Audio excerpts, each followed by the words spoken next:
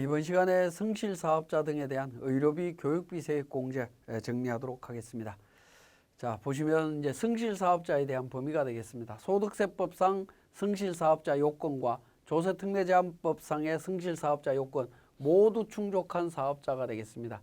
그러니까 소득세법 요건하고 조세특례제한법 요건하고 같이 충족이 돼야 된다라는 부분이고요. 그 다음에 이제 승실신고 확인 대상 사업자로서 확인서 제출하는 사람의 경우에는 승실 사업자로 봐갖고 의료비, 교육비, 월세액 세액 공제가 가능하다라고 보시면 되겠습니다. 그래서 그러니까 대상자는 요 두 가지가 된다라고 보시면 되겠네요. 기본적으로는 승실신고 확인서 제출하면 무조건 되는 거고요. 제출하지 않는 경우라 하더라도 요건 충족하면 요게 가능하다. 그렇게 이해를 하시면 되겠습니다. 소득세법상의 승실사업자 요건을 보면 다음 하나에 해당하는 사업자다라고 해서 신용카드 가맹점, 현금영수증 가맹점에 모두 가입해야 된다. 모두 가입 대상이라고 하면 가입을 해야 됩니다. 그 다음에 전사적 기업 자원관리 설비 또는 판매 시스템 정보관리 시스템을 도입한 사업자. 그러니까 신용카드 가맹이나 현금영수증에 가맹이 돼 있고 뭐 자원관리 시스템이 없다 하더라도 상관이 없는 거죠. 둘 중에 하나만 적용이 되면 됩니다.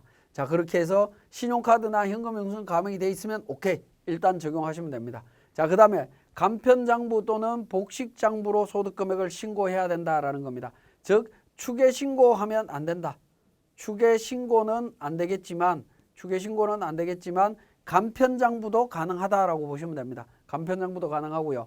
그 다음에 사업용 계좌를 신고하고 3분의 2 이상 사용을 해야 됩니다. 자, 실무적으로는 어려운 부분이 사업용 계좌 3분의 2 이상 사용했느냐 하는 부분입니다.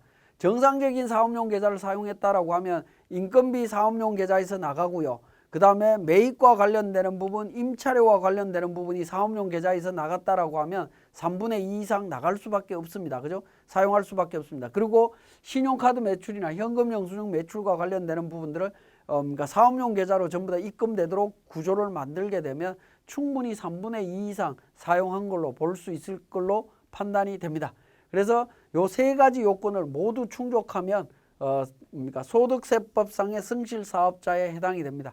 자, 소득세법상의 승실사업자에 해당이 되면 표준세액 공제 금액이 7만 원에서 12만 원으로 달라지는 문제가 있습니다. 자, 그 다음에 월세나 이런 부분, 그러니까 의료비, 교육비 세액 공제를 받으려면 이런 요건을 갖춘 다음에 조세특례제한법의 요건을 또 갖춰야 됩니다.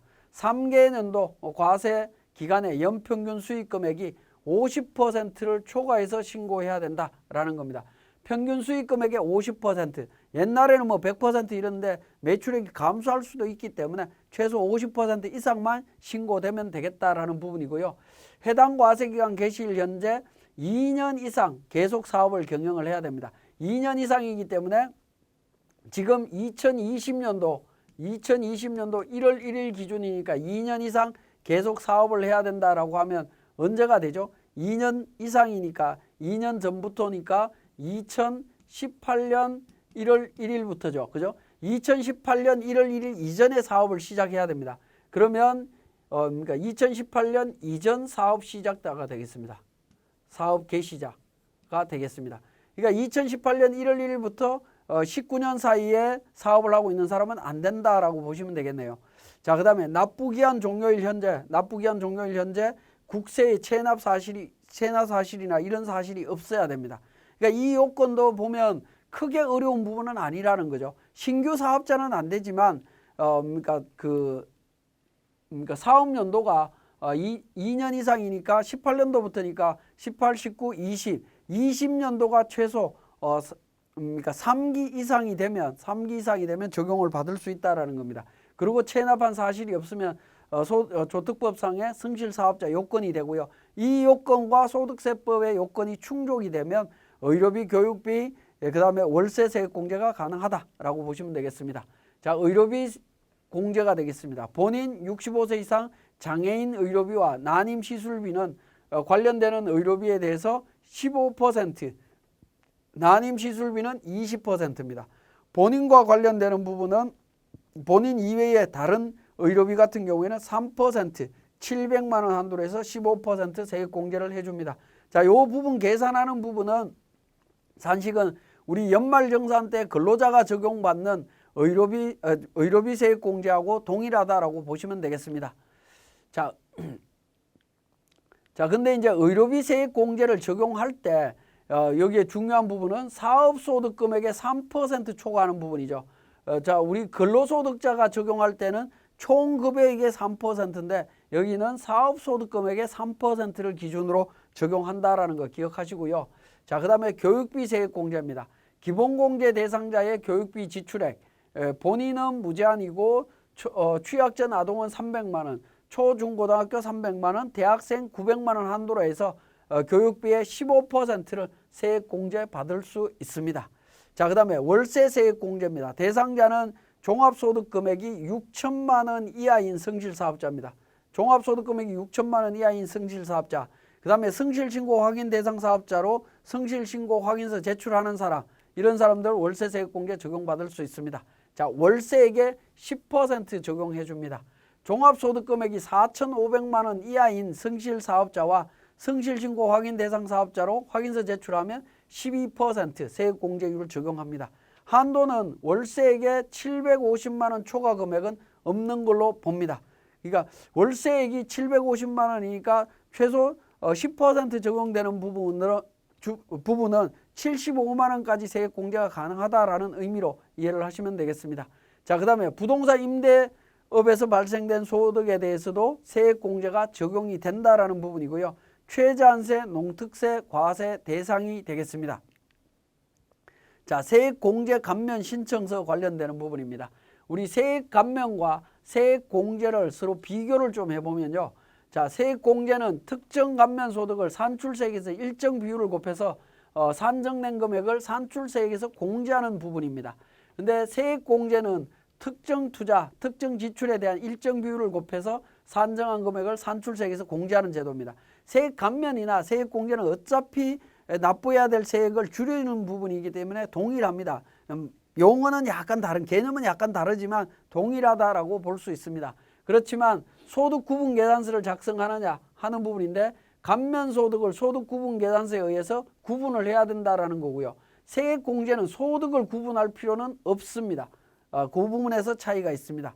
자, 그 다음에 이월 공제가 되느냐는 부분인데 미공제된 세액 감면은 소멸됩니다. 공제 이월 이런 개념이 없습니다. 그냥 소멸이고요. 미공제 세액은 그러니까 이월 공제가 됩니다. 지금은 이제 10년으로 다 바뀌었습니다. 10년간 이월 공제된다라고 보시면 되겠고, 세액 감면은 감가상각 의제가 적용되느냐는 건데 감가상각 의제 규정이 적용이 됩니다. 자, 법인은 강제고요. 개인은 그냥 의제만 적용이 됩니다. 강제는 아닙니다. 강제는 이제 송금 산입해야 되는 부분인데 개인은 그냥 의제 규정만 적용이 된다라고 보시면 되겠네요. 자, 세액 공제는 감가상각 의제 규정 적용하지 않습니다. 무신고 시에 어떻게 되느냐는 부분인데 창업 중소기업 감면이나 중소기업 특별세액 감면, 지방이전 감면 등은 배제된다라고 보시면 되겠고 세액 공제는 배제 규정이 없습니다.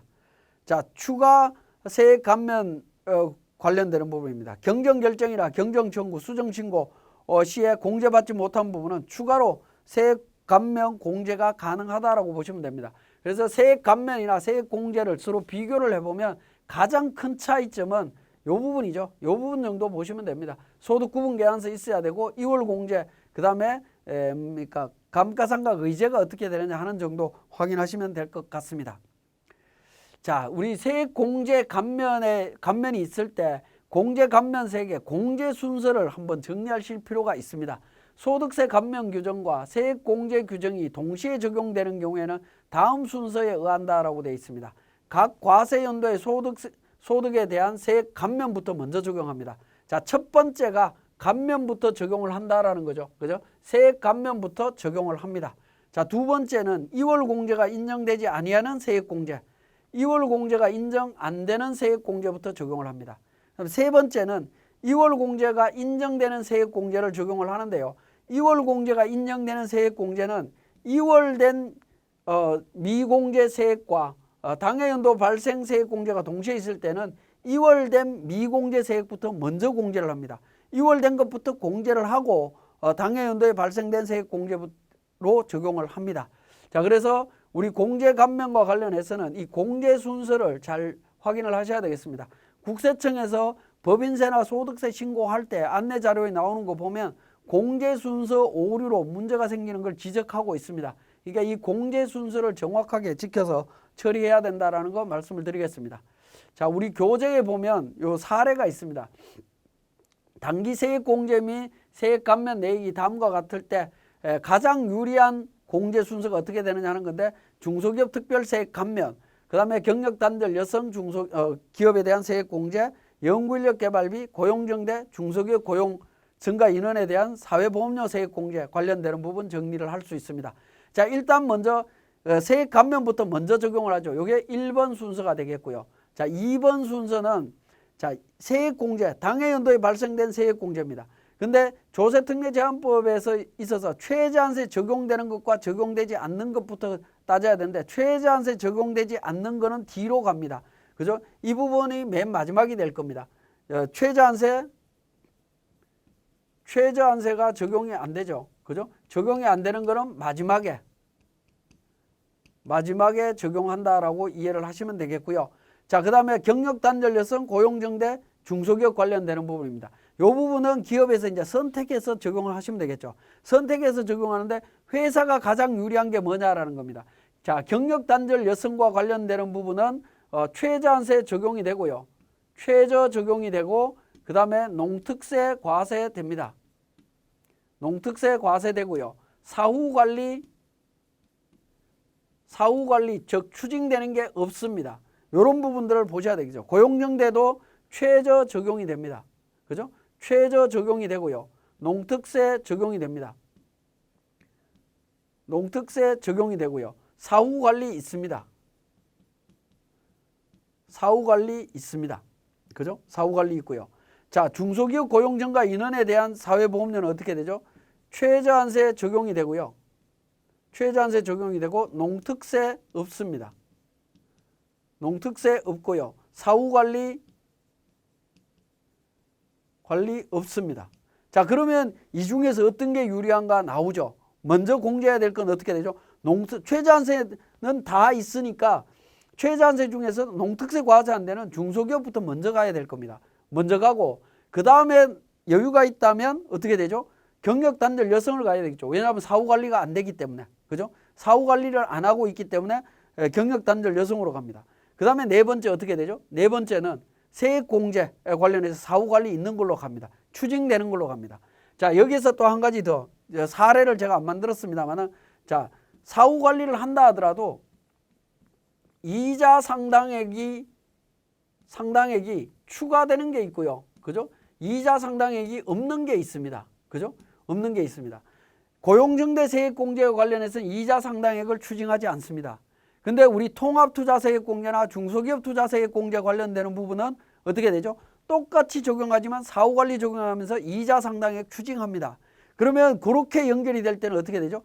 사후관리에서 이자 상당액을 추징하지 않는 것부터 먼저 적용하고 추징되는 건 나중에 하셔야 되겠죠.